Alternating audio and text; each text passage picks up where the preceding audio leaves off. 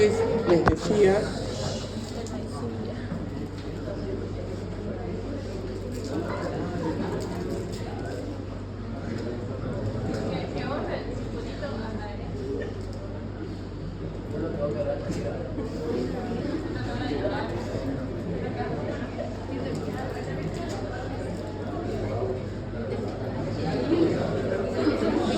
bien, les decía lo siguiente. Este paciente, ¿cómo llega a donde ustedes están? Es un paciente que hace un edema a nivel del muslo. Y hay dos opciones. Que la vena de este paciente esté con un coágulo. Entonces, la presencia de esta vena en el coágulo hace que haya filtrado hacia el intersticio y tengo edema. Y la otra opción que puedo tener es que la arteria femoral, aquí tenga un coágulo. Pero ¿cómo yo reconozco una trombosis venosa de una arterial? Las venosas son muy aparatosas, dan mucho edema, las arteriales, pero las venosas. Y las arteriales dan poquito edema. Bien, entonces, ya sabemos que en el síndrome nefrótico están las infecciones, hay propensión, pero ¿qué pasa respecto a lo que vendría a ser este concepto de por qué se forman estos coágulos? ¿Por qué trombosis? Esa es la pregunta. Y acá, dentro de lo que acabamos de revisar, vimos de que la antitrombina 3 inhibe la enzima de la cascada de la coagulación. Y me estoy concentrando en trombina y me estoy concentrando en factor 10 activado.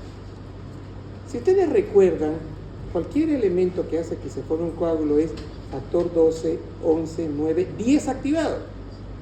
Entonces, me está diciendo que la antitrombina 3 inhibe al factor 10 activado.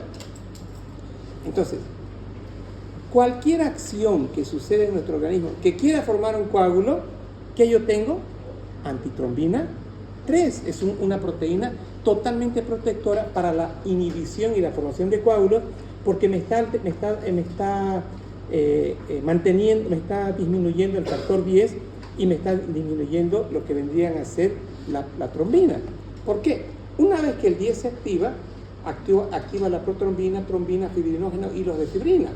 Entonces, nosotros, ¿por qué no tenemos coágulos? Porque tenemos factores anticoagulantes. Ejemplo, antitrombina 3.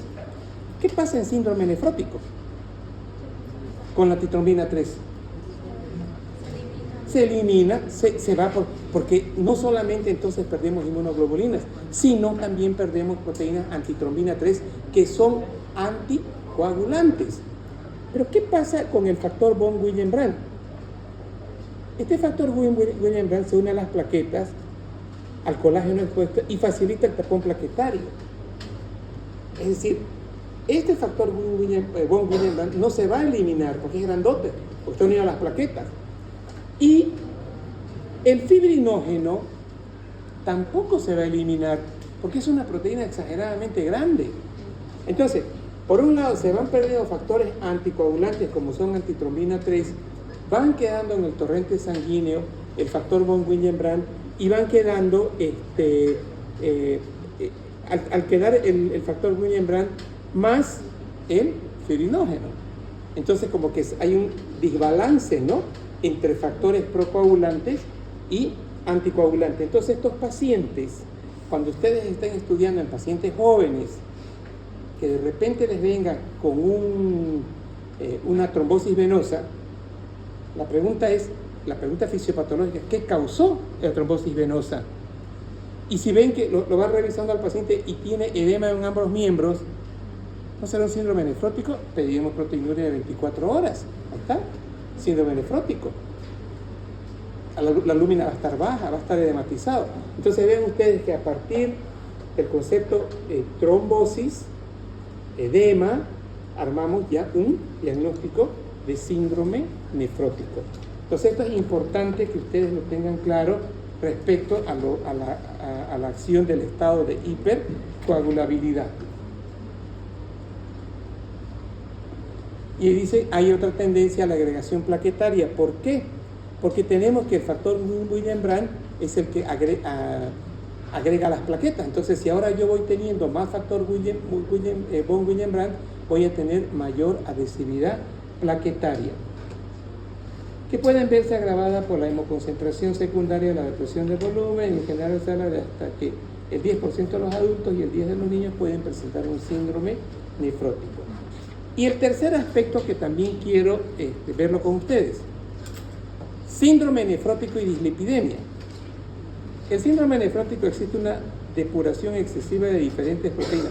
Miren la palabrita que agarra Uribe.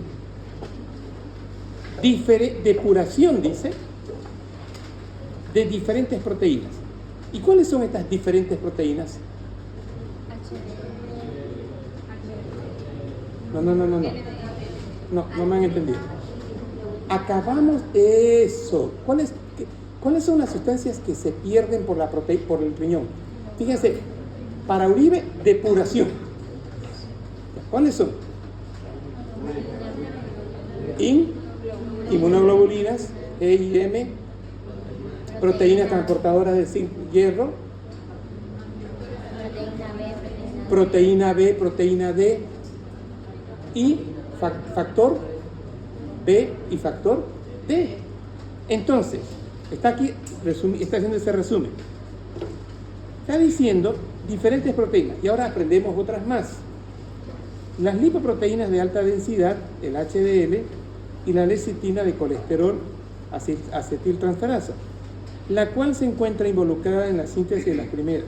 Además, debido al efecto de la baja presión oncótica del plasma, las síntesis hepáticas de lipoproteínas de baja intensidad, estas son las malas, las LDL, se encuentran incrementadas, lo mismo que la actividad de las 3-hidroxi-3-metilglutarilcoenzima reductasa, enzima limitante de la síntesis de colesterol. Contrariamente, la actividad de la lipoproteína lipasa endotelial disminuye, por lo que la tasa de degradación de lipoproteínas de muy baja densidad, VLDL y kilomicrones, es mucho menor, lo que favorece los acúmulos de triglicéridos. Bien, en la actualidad existen evidencias sobre el impacto negativo de la dislipidemia resultante no solo en el desarrollo de enfermedades cardiovasculares, sino también en la progresión de la enfermedad renal crónica, así como hay evidencia que se relaciona de manera independiente los niveles séricos de colesterol. Resumen, tenemos un aumento del colesterol y tenemos un aumento del triglicérido en el síndrome nefrótico.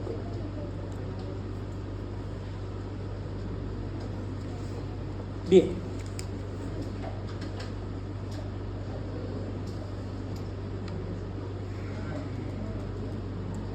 En el diagnóstico diferencial de glomerulopatías debe considerarse el síndrome nefrológico que presenta el enfermo, los exámenes de laboratorio y especialmente la biopsia renal. Microscopía de luz con tinciones de hematoxilina y eosina e impregnación argéntica para destacar la citología de membranas basales. Inmunofluorescencia, el IFI, para inmunoglobulina G, A y M y sus cadenas livianas y proteínas del complemento C34C1Q, que sirven para aclarar la patogenia de la enfermedad. Esto de acá no lo van a hacer ustedes, no lo hago yo. Estos son en biopsias. Es decir, se hace la biopsia del riñón, se pide que haya una inmunofluorescencia de esa biopsia. ¿Y qué es lo que quiero ver? Los anticuerpos tienen dos cadenas, ¿no? Las livianas y las pesadas. Y aquí quiero evaluar la cantidad de cadenas livianas. Pero ¿qué más voy a evaluar con la inmunofluorescencia? Proteína C3, proteína C4, proteína C1. Entonces, de esta manera, el patólogo le va a ayudar al nefrólogo, le va a ayudar al clínico a tener un diagnóstico más, digamos, fino. Pero esto nosotros no lo vamos a hacer, no lo hacemos. Microscopía electrónica para ver alteraciones citopáticas, estructuras de membranas basales, pedicelos. Es lo que le había dicho. Aquí, a través de microscopía electrónica, buscamos la lesión de membrana basal, de mesangio o de podocito. Patrones que se encuentren más los hallazgos de inmunofluorescencia y microscopía electrónica permiten identificar ciertas glomerulopatías. Tengo glomerulonefritis aguda o proliferativa difusa, glomerulopatía con depósitos de IgA, mesangio capilar o nefrosis lipoídica. Acá tenemos un resumen. Síndrome nefrótico se relaciona con este tipo de glomerulopatías. Vamos a ver acá. Esto me interesa. ¿Hay hipoalbuminemia o no en el síndrome nefrótico? Bien. ¿Hay proteinuria? Sí. ¿Qué dice acá? Exacto, mayor a 3,5. ¿Puede haber síndrome nefrótico sin edema? No, siempre edema. Y tiene que haber hiperlipidemia y o lipiduria. Y también podría haber hipertensión arterial. El edema es el síntoma común en el síndrome nefrótico, suele ser de localización alrededor del ojo, prioritaria, en el escroto, en las extremidades inferiores, y se han propuesto dos teorías para explicarlo: la teoría de la hipervolemia y la teoría de la retención primaria de sodio. ¿Por qué podría haber hipertensión arterial? Porque el filtrado glomerular está alterado. El filtrado de sodio está alterado, entonces hay una vasoconstricción de la arteriola aferente, hay una mayor reabsorción de sodio. Entonces esto lleva a la hipertensión arterial. Pero hipertensión arterial se ve más en síndrome nefrítico, más que nefrótico. ¿Ya? Esto sí nos interesa a nosotros. Este concepto sí tenemos que aprender. Hiperlipidemia y hipervolemia. ¿Qué es hipervolémico? ¿Qué es un paciente hipervolémico? Escuchen esto. Es un paciente que puede tener... A ver, ¿cuánto es el líquido en el intravascular? En porcentaje. 5, ¿no ven? 5%. ¿Cuánto es en el intersticio? 15%. Esto es fisiológico. Y en el intracelular, 40%. Y de ahí viene la teoría que el 60% del peso del ser humano es agua. Cuando yo digo hipervolemia, estoy diciendo exceso de líquido en el intersticial y o intravascular. ¿Estamos? Entonces, cuando yo estoy diciendo edema en miembros inferiores, estoy diciendo edema en miembros superiores, en región periuretaria, les estoy diciendo que el líquido está pasando del intravascular al intersticial. Entonces, el intersticial ya no tiene 15%, ya tiene 30, 25. Eso sería hipervolemia. Pero cuando está ese líquido en el intravascular sin que haya salido al intersticial, también es hipervolemia. Entonces, partiendo de este concepto básico de hipervolemia, ¿qué es la teoría? Ahora vamos a explicar a través de la teoría de la hipovolemia. Para comprender esta teoría, tenemos que hacer este dibujito. Entonces, vamos a explicar, cuidado, no es trabalengua, voy a explicar el concepto hipervolemia a través de la teoría hipovolémica. ¿Estamos? Entonces, dicho de otra manera, tengo edema en todo el miembro superior, así. Si analizo el intersticio, el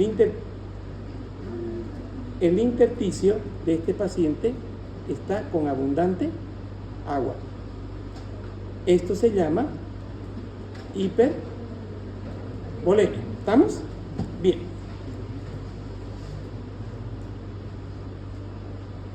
La teoría de la hipovolemia se refiere a que, dado la pérdida masiva de las proteínas, los 3,5 gramos en 24 horas, es gran cantidad de proteínas que se filtran, pero que se reabsorben en los túbulos renales, se supera la capacidad diaria de síntesis hepática, que son de 25 a 30 gramos, apareciendo hipoalbuminemia. Primer desbalance. Normalmente, esto ya es recordatorio de fisiología, 25 a 30 gramos de producción de albúmina, de proteínas. y se pierden más de los 30 gramos. Por lo tanto, si yo pierdo más de los 30 gramos, hago hipoalbuminemia. Bien, entonces ya tenemos que partir ahora del concepto hipoalbuminemia, la cual produce una caída de la presión oncótica. Esto también ya lo sabíamos. Que facilita que se acumule líquido en el extracelular, es decir, edema intersticial.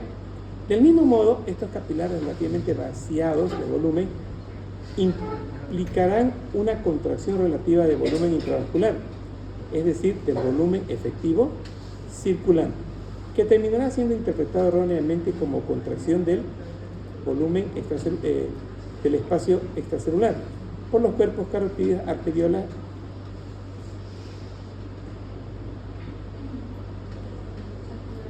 arteriolas aferentes y activarán el sistema nervioso del simpático, el eje renina-angiotensina, la reabsorción ávida de sodio, amplificando la generación de edema y muchas veces ocasionando hipertensión arterial.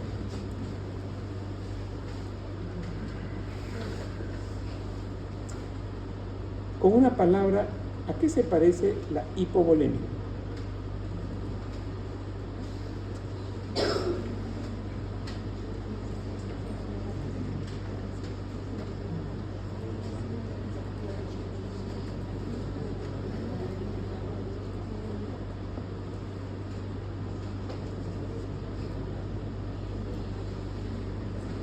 Vamos.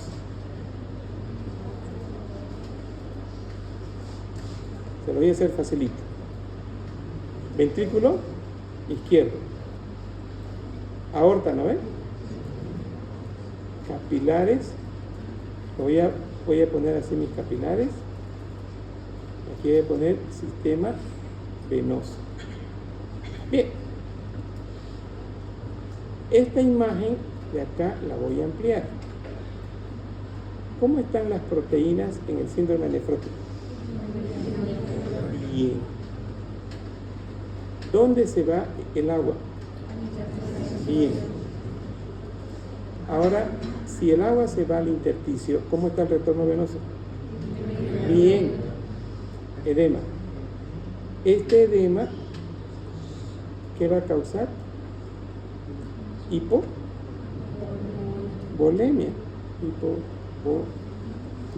Entonces, ¿qué aprendimos en choque hipovolémico? Esta caída del agua acá se traduce como hipovolemia. Esta hipovolemia se va a traducir como hipovolemia acá. Y si este es mi riñoncito, ¿cómo va a estar? Si aquí hay hipovolemia, ¿cómo va a estar la presión de perfusión acá? ¿Qué se va a activar? Renina, angiotensina, aldosterona. Bien. Entonces, ¿qué lleva a la hipovolemia? Exacto. La hipoalbuminemia genera extravasación de líquido al intersticio, consecuentemente disminución del retorno venoso. Y aquí tengo, obviamente, el tercer espacio. Ahora, la hipovolemia, aquí, ¿qué activa?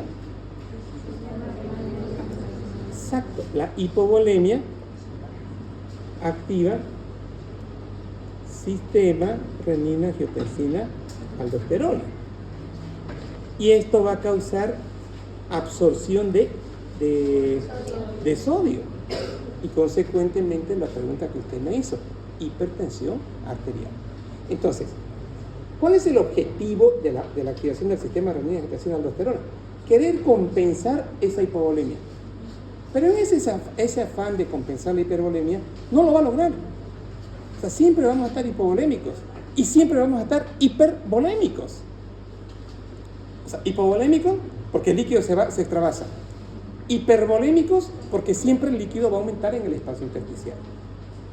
¿Y cuál es el tratamiento del síndrome nefrótico?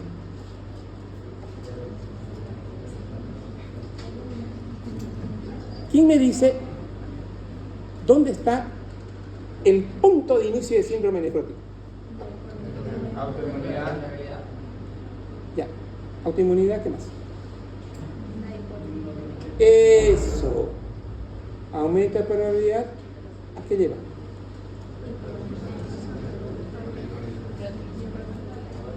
caída de las proteínas intravasculares. Entonces, ¿cuál es el tratamiento? No. A ver, preguntas de reina. Así le dicen a las reinas, ¿no? Si Sucre es la capital de Bolivia, diga usted qué es Sucre. La capital de Bolivia, pues, ¿no? Pregunta para estudiantes, tipo reina. Si la hipovolemia es la causante, no. Si la albuminuria es la causante de la hipovolemia, ¿qué debemos tratar? La albuminuria. ¿Y qué causa la albuminuria? Arriba. Autoinmunidad. Y allá arriba complemento, ¿no? Entonces, ¿qué debemos tratar? Bajar la autoinmunidad, ¿cierto? Porque ahí está el problema. Activación de complemento, y esa activación del complemento es la que me va a generar el proceso inflamatorio. ¿Y qué le voy a dar? Corticoides. Si está muy baja la cantidad de proteínas, sí hago tratamiento sintomático con albúmina. Pero básicamente tengo que frenar la autoinmunidad. ¿Qué es lo que aparte tengo que ayudarle? ¿Hay dislipidemia? Sí, tengo que dar medicamentos para la dislipidemia. ¿Y qué voy a hacer con los factores procoagulantes? Si mejoro la membrana basal, si mejoro el podocito, se va a filtrar menos antitrombina 3, ¿verdad? Entonces eso va a mejorar y momentáneamente le daré su aspirineta o su anticoagulante al paciente, porque el 10% de los pacientes hacen síndrome de ¿cómo se llama? Trombosis venosa o trombosis arterial. Entonces ahora sí ya lo entendieron. ¿Y qué tiene que ver, miren, el simpático en esta historia? ¿Por qué meten al simpático en esta historia? ¿Qué necesito en el choque hipovolémico para que se active el simpático? Eso, disminución de la presión carotídea, porque está en shock, ¿no ve? ¿Y esta hipovolemia llevará a una disminución de la presión carotídea? Sí. Entonces automáticamente se va a activar el simpático. Entonces de ahí viene, ¿no? Que a nivel de los senos carotídeos se mandan una señal al bulbo y se activa el simpático. ¿Para qué? Para compensar la hipovolemia. Y la caída de la presión de perfusión a nivel renal va a llevar a la activación del sistema renina, angiotensina, aldosterona. Esta teoría, bastante popular e intuitiva, no explica el por qué en algunos casos el edema desaparece cuando la hipoalbuminemia no se haya corregido. O sea, estoy hipoalbuminémico y no tengo edema. En este caso se invoca en las enfermedades renales propiamente tal que estimula primariamente la reabsorción masiva y no regulada del sodio responsable de la expansión del volumen. Vamos a ver. Esto de acá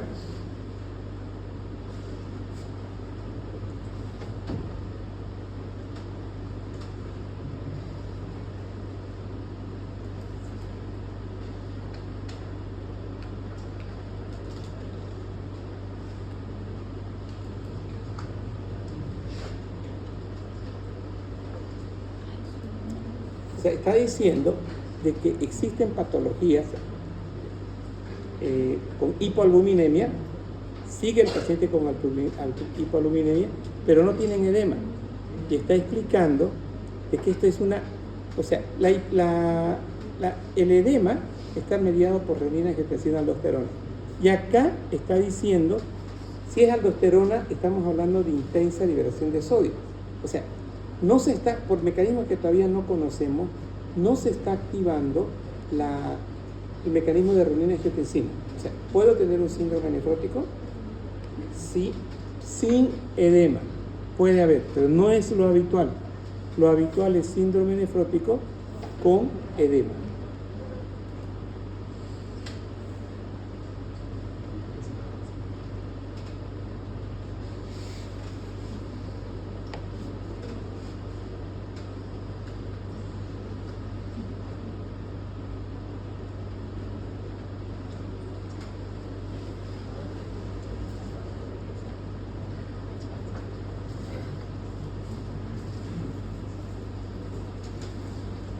Respecto a la hiperlipemia, lo más frecuente de ver en pacientes con síndrome nefrótico es una hipercolesterolemia, ya lo mencionamos, principalmente a predominio de LDL, aunque también existe un aumento de VLDL y en algunos casos otros transportadores lipídicos. Es característico la hipercolesterolemia con aumento menos pronunciado del colesterol de HDL. O sea, ¿cuál de los dos predomina? LDL. Siempre las dislipidemias, lo que más predomina es LDL. Y también dijimos que los triglicéridos. La hiperlipemia se explicaría como una respuesta del organismo ante la disminución de la presión oncótica resultante de hipoproteinemia, a consecuencia, a su vez, de la proteinuria masiva. El hígado aumentaría la síntesis de proteínas, pero proteínas transportadoras de lípidos, y se disminuiría el clearance de colesterol y el catabolismo lipídico. Es decir, en su afán de querer aumentar la albúmina, el hígado lo que aumenta es una proteína transportadora de lípidos.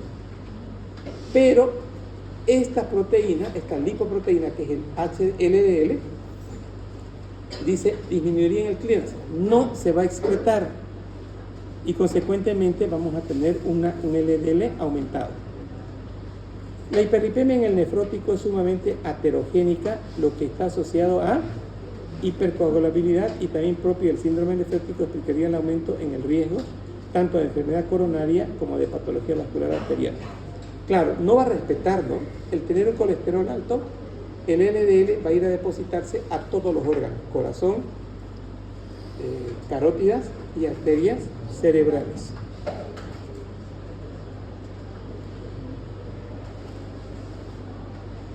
A su vez, la hiperlipemia aumenta la injuria renal y contribuye directamente al daño glomerular y túbulo intersticial. Los lípidos se depositarán en el riñón, provocando una infiltración de monocitos en el espacio mesangial. ¿Eso es bueno? ¿Infiltración de monocitos en el espacio mesangial por la presencia de lípidos? ¿Por qué no? ¿Qué hacen los monocitos? ¿En qué se convierten? Macrófagos. ¿Qué hacen los macrófagos? Fagocitan. Y estaríamos en un mayor proceso inflamatorio. Estas células se transforman en células espumosas con la capacidad de liberar componentes inflamatorios que alteran la función renal. Paralelamente, el LDL aumenta la síntesis de componentes de la matriz celular y lleva a la necrosis de las células mesangiales, mediadas principalmente por tromboxano A2. O sea, sí o sí tenemos que bajar nuestro colesterol plasmático en el paciente con síndrome nefrótico porque va a coadyuvar en el proceso inflamatorio a nivel de células mesangiales. Las infecciones, ya dijimos, que sufren el síndrome nefrótico se relaciona con disminución de las inmunoglobulinas, ya dijimos, ¿no? Y también dijimos la G, el factor B, el factor D del complemento. Esta hipogamaglobulinemia predispone a las infecciones, principalmente a gérmenes. ¿Ustedes saben la enfermedad que tiene nuestro gobernador en La Paz? Una gamapatía. Tiene una gamapatía. O sea, las gamapatías están relacionadas con inmunoglobulinas. O sea, la gamapatía se caracteriza por tener una disminución de IgG, IgM. Existen gamapatías primarias como la que él tiene o gamapatías secundarias como síndrome nefrótico. Por eso aquí dice, hay una disminución de la inmunoglobulina protectora por el aumento del clearance renal, proteinuria, principalmente ¿de qué? De IgG, B y D. Subrayen esto. Esta hipogamaglobulinemia predispone a infecciones principalmente por gérmenes encapsulados como lo son pacientes que van a hacer fácilmente neumonía, pacientes que van a ser hemófilos de influenza y Neisseria catarrhalis. Ahora,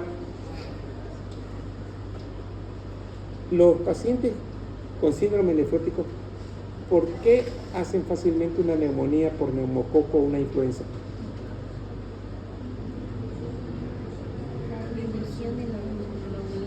Disminución de inmunoglobulina. ¿Qué más? La expresión de las proteínas de complemento. Bien, ¿cuál? B y D. ¿Hay la M acá? No, ¿verdad? Ya. Estoy regalando preguntas del examen.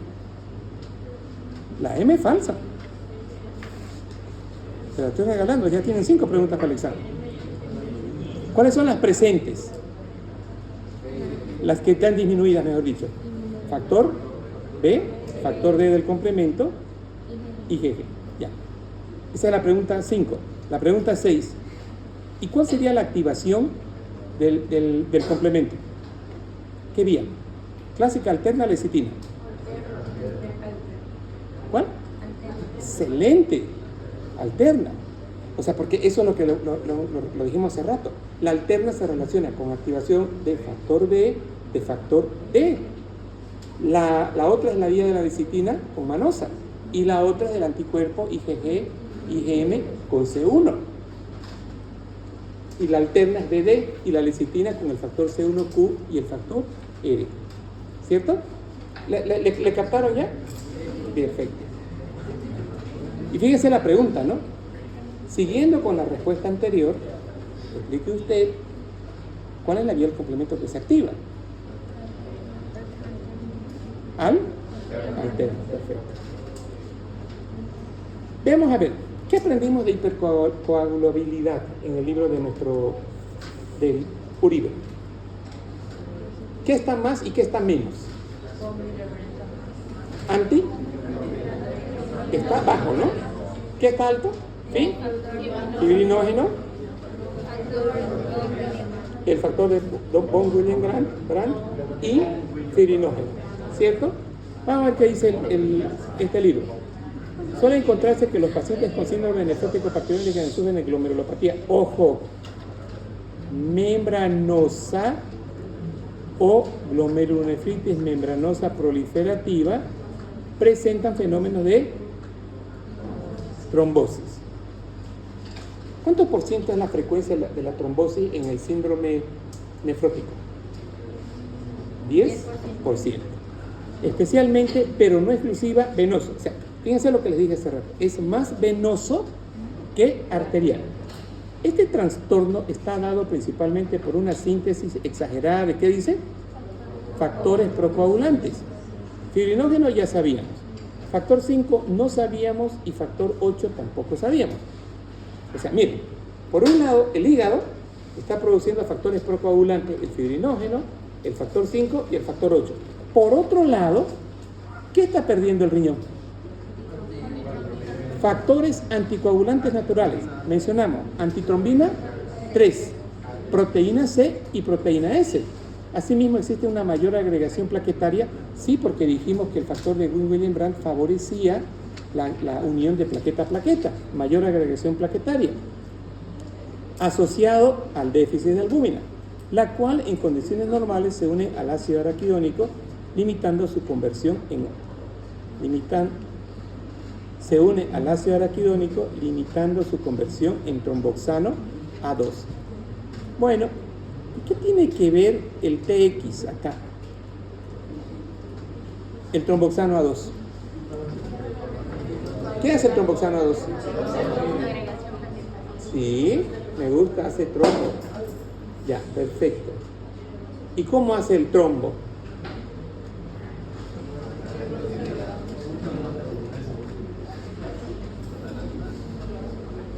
Si yo tengo, a ver, escuche por favor.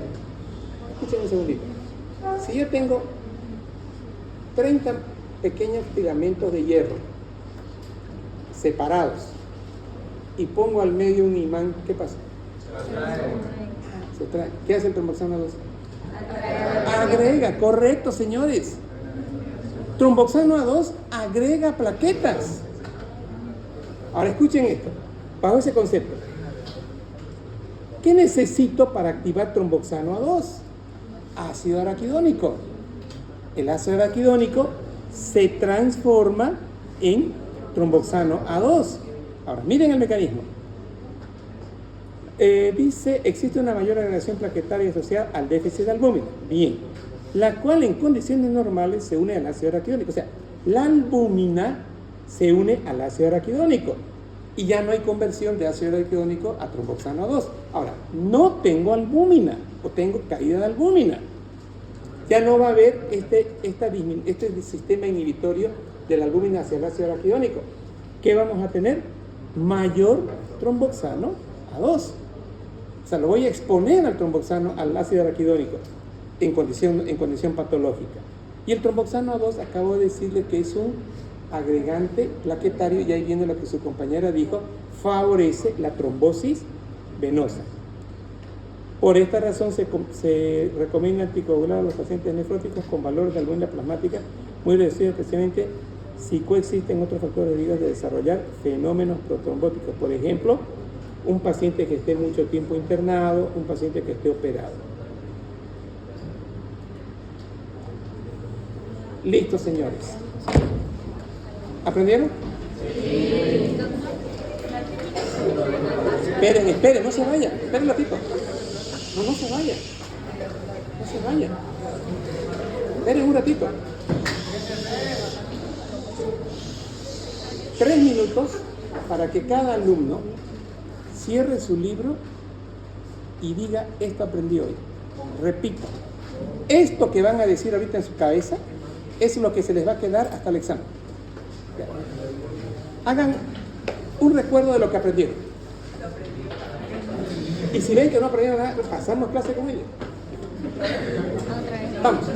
Vamos, hagan el ejercicio. 2 minutos dura.